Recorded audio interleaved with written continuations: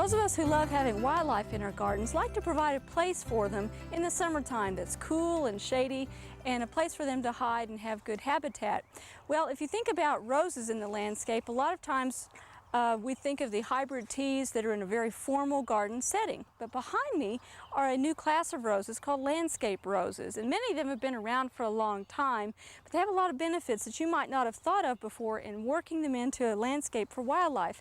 Now, as a backdrop is a weigela bush, we have a flowering quince back over here, and in the foreground we have a tremendous impact of color with this pink landscape rose. This was given to us by Evergreen Nursery up in Wisconsin. It's disease resistant, requires little care. It's going to have multiple flushes of blooms through the summer. Another benefit is that in the wintertime there are rose hips that are additional food for wildlife. And the thing I like about landscape roses is that they come in a broad range of colors. Again, they are easy care. You don't have to spray them. Take a look at this one. It's crimson with a frosted center. Beautiful deep green foliage back behind. And back behind me are some red landscape roses and then some white ones on beyond that. So you can see there's a whole range of colors. And if you really like white, I've got a great garden for you to look at now. When summertime does come, you'll probably want to put on some light colored or white clothing to feel cooler. Well, there's another way to make your garden feel cooler, by planting a white garden. Now, Steve and Alan had a great idea of doing an all one color garden this spring, and it's looking wonderful. They've started out with some early blooming things such as this unusual plant. It's called Arctotis staccatifolia. And this is a plant grown from seed from Park Seed Company if you can't find it at local nurseries. It's a half-hardy perennial, which means if you're in far southern Oklahoma, you can probably overwinter it. If you're out in Cimarron County, you probably have to replant it every year. But this is extremely heat tolerant. It's a blue-white, which has a very, very cooling feel in the garden, has silvery foliage, and will keep growing flowers all season long. Well, some other white things you can put in the garden are white impatiens, white caladiums.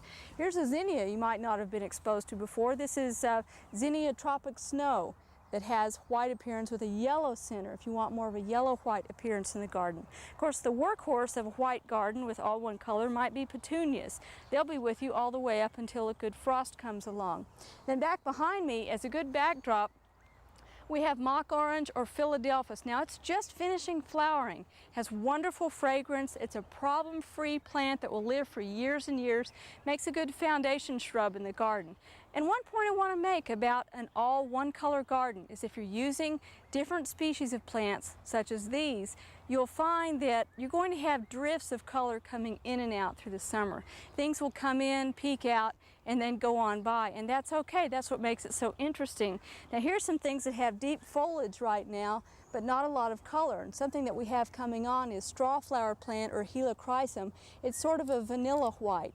And then on over here, coming along, we have some bee balm or monarda that is a white blooming type called snow white. Some other things you could plant in the garden for white effect would be white alyssum, although it's getting a little late for that. You could plant some white flowering types of lilies that are summer heat tolerant lilies that would give you a white color. And last of all, don't forget selecting some variegated foliage plants to also give you that cool white feeling in the garden. Well, I hope you'll try an all white garden sometime, even if you don't do it this summer. I think it'll cool things down for you too.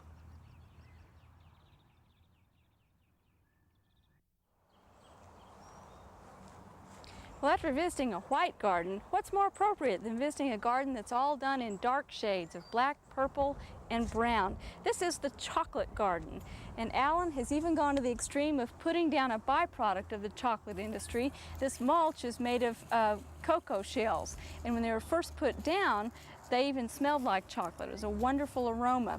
Well, if you're going to do a garden like this, just use your imagination. Starting off, we have some black pansies. It's a variety called Black Magic. And we also have some black turtle beans. If you ever enjoy some of the black bean dips that are used with Southwestern cooking, this is the bean to grow.